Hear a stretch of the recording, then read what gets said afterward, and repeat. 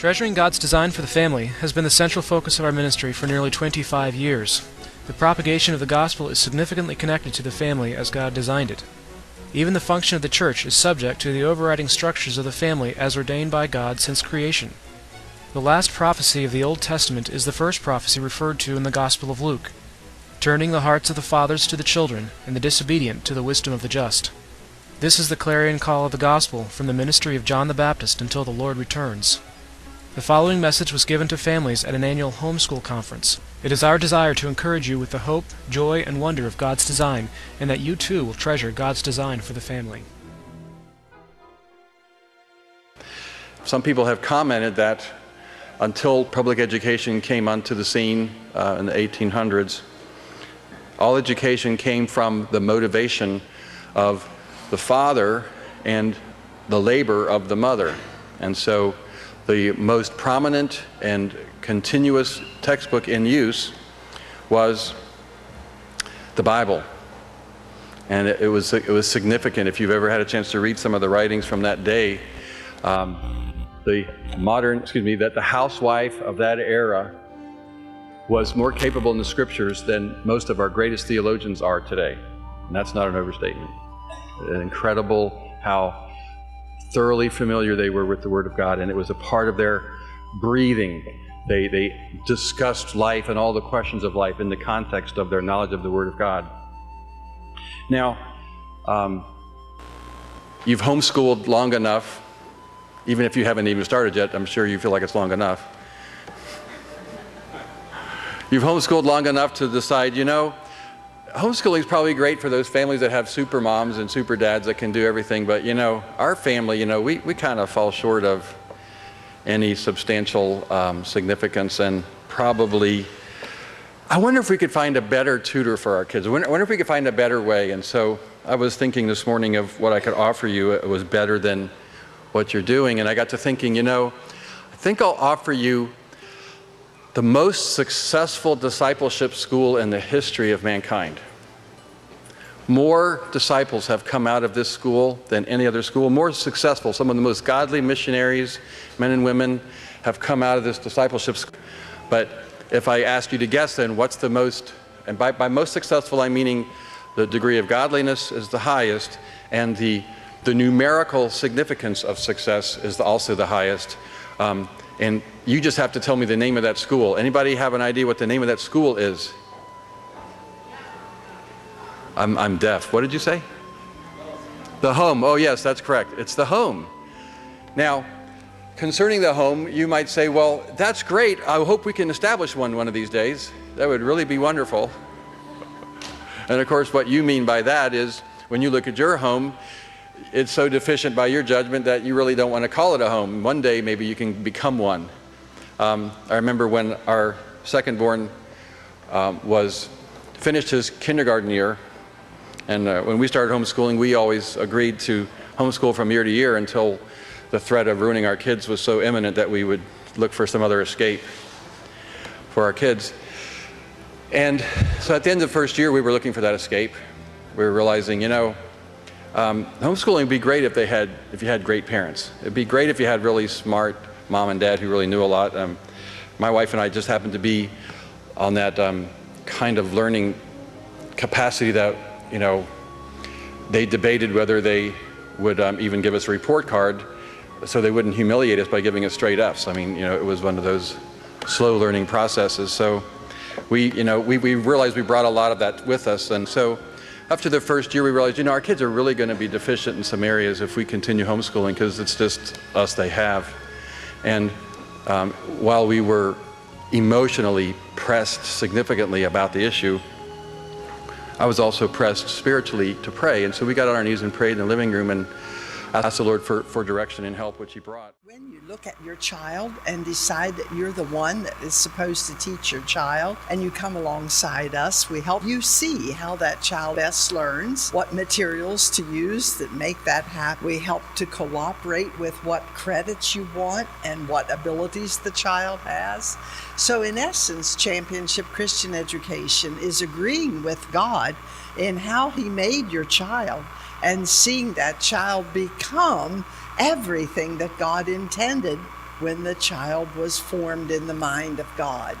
So when we think, well, how does this work out practically? Let me just give you an illustration. Let's say about third grade, and let's say that you're doing math. Well, and of course, this very same idea could apply to your math or any level of math. But when you're thinking of teaching math and you're teaching it within the framework of championship, you think not only what will third graders learn in math, but you think, what does my child need to know in math? And then you further realize that God is the only revealer, the only sustainer, and the only redeemer, as well as being the only creator of the math in the first place and the concept. Now let's look at that for a minute. Now we're talking about a third grader, but other people take math too, and it applies to them too. So this third grader is noticing that multiplication is a little bit difficult, and everybody can relax because we realize that it is God who reveals. And God reveals when He chooses and to whom He chooses. He's the boss, so to speak. And then when we realize that, we can relax and we don't have to get so hysterical if yours is the only third grader who does not multiply. Now then we also have the interesting fact of sustainer. So that if one day the child gets up and happens to know what 3 times 6 is, that child can be secure that 3 times 6 was that for his great-great-great-grandfather, and will be for his grandchildren, because God sustains the power of the number. Now it's interesting to relate that to God sustains what He wants to, and numbers happen to be something that He wanted to sustain. Buy a banana, for example, and place it in the middle of the stove, and watch it in a week, 2 weeks, 3 weeks, what happens to it. And you'll notice, oh my, God didn't choose to sustain that. But for numbers, He has chosen to sustain them for all of time. And as we said, He is the creator, He is the revealer, He is the redeemer. Let's suppose you take a math test. This same third grader, and it could be at any grade level in any math, of course. And just suppose the child had a good attitude and really did try to prepare for that event. But for some reason, more answers are wrong than are right. And we all know that if you have more wrong than you have right, you have a percentage below 50. We also know that if you have a percentage below 50 in this culture, it's known as failing. But lo and behold, under Championship Christian Education, we don't have to look at it as failing. We have to look at it as, guess what? This same God who has revealed and is sustaining also will redeem. Now that means a lot. It means at this particular point, that child can have hope of learning it at some point, hope of being able to understand why he got it wrong, hope of being able to grow from the wrong and move to the right. And so we are seeing here in Championship Christian Education a very positive experience, no matter what the subject happens to be. Now there's another point about championship. Let's suppose you have a high school freshman, or there again it can be at any grade level. And just suppose this high school person absolutely loves art, but really can't stand to read, doesn't enjoy math, wishes there was no science, wonders about history. Why do we have to do that? Now, I'm painting a very gruesome picture. We don't usually have anything quite that extreme, but I'm using that extreme situation to show you how championship is an advantage when we're coming to choosing our philosophy of education. It's an advantage because that very interest in art. Now remember, I said high school freshman, so we're going to want credits to graduate. So that very student interested in art can begin to see that it's a good thing that he's interested in art. and can begin to see that that interest was given to her or to him by God.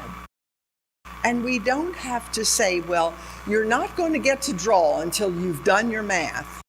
We're rather going to be able to say, God has done a good thing to marvelously gift you with math.